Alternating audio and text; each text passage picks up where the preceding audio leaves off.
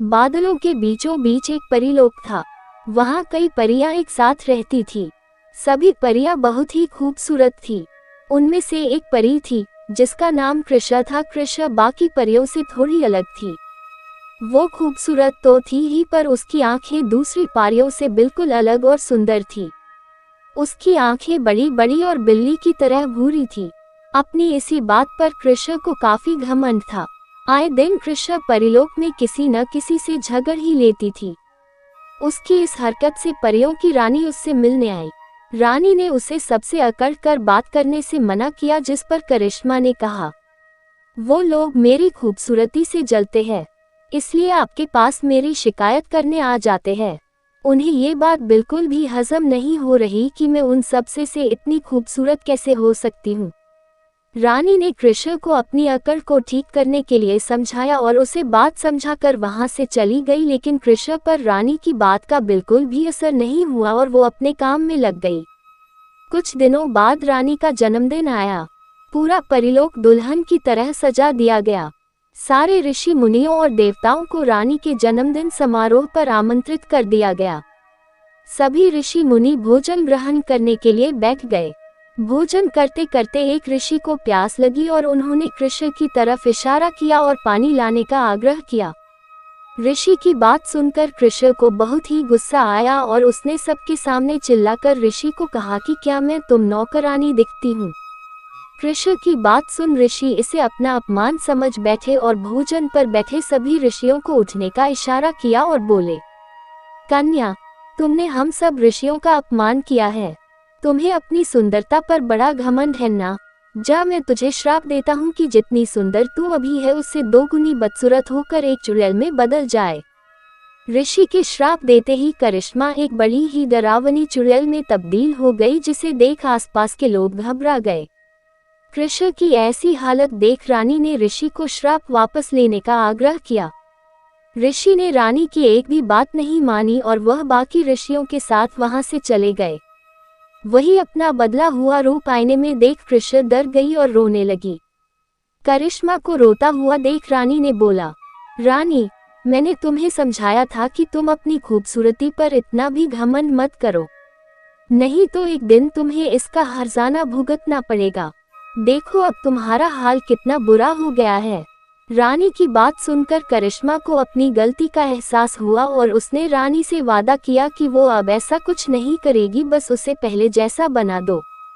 कृषा की बात सुनकर रानी ने कहा कि उसके पास भी इस श्राप का तोड़ नहीं है। इतने में चुड़ैल लोक में ये बात सबको पता चल गई कि कोई परी चुड़ैल बन गई है, तो वो सब करिश्मा को लेने के लिए वहां आ गए। चुड़ैल कहती है, क्या बात है, एक परी बनी चुड़ैल? हाँ हाँ हाँ, हमें क्या, अब तुम हमारी बिरादरी में शामिल हो चुकी हो, अब तुम्हें हमारे साथ चलना ही पड़ेगा। ये सुन कृषा बहुत ही घबरा जाती है और जाने के लिए मना कर देती है। तभी रानी ने कृषा को कहा कि तुम्हें जाना ही पड़ेगा। ये उसूल है परिलोक और चुड़ैल लोक का, तुम मना नहीं कर सकती। पर मैं पूरी कोशिश करूंगी कि तुम्हें वहां से जल्द निकाल लिया जाए। ना चाहते हुए भी कृषा को चुड़ैलों के साथ जाना ही पड़ा। जब वो चुड़ैल लोक पहुंची तो वहां का नजारा देखकर डर गई। वहां काफी गंदगी थी और हर जगह जानवरों के मांस के टुकड़े पड़े थे। ये देख वो रोने लगती है, जिस पर चुड़ैल उसे चुप रहने के लिए बोलती है और ये भी कहा कि अब वो कभी भी परिलोक नहीं पहुंच पाएगी। ये सुन कृषा डर गई और पूरी रात बस रोती ही रही। अगली रात होते ही सारी चुड़ैलें अपने अपने शिकार को तलाशने निकल गई और उन्होंने कृषा को भी आने के लिए बोला, लेकिन कृषा ने उनके साथ जाने से साफ मना कर दिया। ये सुनकर चुड़ैल को बहुत ही गुस्सा आया और उसने कृषा को उसकी जिंदगी खराब करने की धमकी दी। ये सुन कृषा को उनके साथ जाना ही पड़ा। सारी चुड़ैलें जंगल में शिकार की तलाश में निकल गई। तभी उन्हें एक छोटा बच्चा दिखाई दिया, जिसे देख सभी चुड़ैलों ने उसे खाने की कही। बच्चे को खाने की बात सुन करिश्मा ने सभी से उसे न खाने की विनती की, लेकिन चुड़ैल उसकी नहीं सुनती और उस बच्चे के पास चली जाती है, लेकिन वो बच्चा किसी से भी नहीं तरह डरता। दरअसल वो बच्चा अंधा होता है। ये जानने के बाद कृषा को उस पर बहुत ही तरस आता है, जिसके बाद वो सभी चुड़ैलों को बोलती है, आप किसी और को पकड़ लो लेकिन इस अंधे बच्चे को छोड़ दो। आप जो कहेंगी मैं वो सब करने के लिए तैयार हूँ। ये सुन चुड़ैल बच्चे को न खाने के लिए माँ। आप किसी और को पकड़ लो लेकिन इस अंधे बच्चे को छोड़ दो। आप जो कहेंगी मैं वो सब करने के लिए तैयार हूँ। ये सुन चुड़ैल बच्चे को न खाने के लिए मान जाती है और वहाँ से चली जाती है। उनके जान के बाद कृष्ण बच्चे से उसके वहाँ होने का कारण पूछती है, जिस पर बच्चा उसे बताता है कि वो अपने माता पिता से बिछड़ गया है।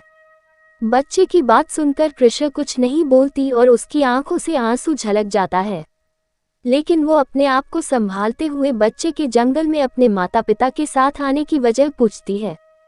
मैं अपने माता पिता के साथ शहर जा रहा था अपनी आंखों का इलाज करवाने, लेकिन मैं उनसे बिछड़ गया और इस जंगल में भटक गया। ये सब सुन कृष्ण को बच्चे पर बड़ा ही तरस आता है और वो अपनी आंखें बच्चे को दान करने की सोचती है और तभी अपनी दोनों आंखें निकालकर बच्चे की आंखों में लगा देती है और वो बच्चा देखने लगता है और वो बहुत खुशी होता है। तभी वहाँ रानी आ जाती है और वो बच्चा एक साधु में बदल जाता है, जिसके बाद रानी बोलती है, तुम्हारी परीक्षा पूरी हुई कृष्ण, तुमने वो काम किया जो आज तक कोई करने की हिम्मत नहीं दिखा सका। ये सुन कृष्ण ने रानी से कौन सी परीक्षा लेने की बात पूछी, जिस पर रानी ने कहा कि मैं तुम्हारे श्राप का तोड़ निकालने ऋषियों के सबसे बड़े गुरु के पास गई। उन्होंने खुद आकर तुम्हारी परीक्षा लेने का फैसला लिया और कहा कि आंखें किसी भी व्यक्ति का बहुमूल्य खजाना होता है, अगर तुम वो देने के लिए तैयार हो गई तो तुम दोबारा परी बन जाओगी और देखो तुमने परीक्षा पास कर ली। ये सब सुन कृष्ण बहुत ही खुश हुई। तभी ऋषि अपनी ताकत से करिश्मा को उसकी आंखें वापस कर देते हैं और उसे दोबारा एक सुंदर परी में तब्दील कर देते हैं। अपना अस्तित्व वापस पाने के बाद कृष्ण परी और ऋषि का धन्यवाद करती है और ये भी वचन देती है कि वो दोबारा अपनी खूबसूरती पर घमंड नहीं करेगी।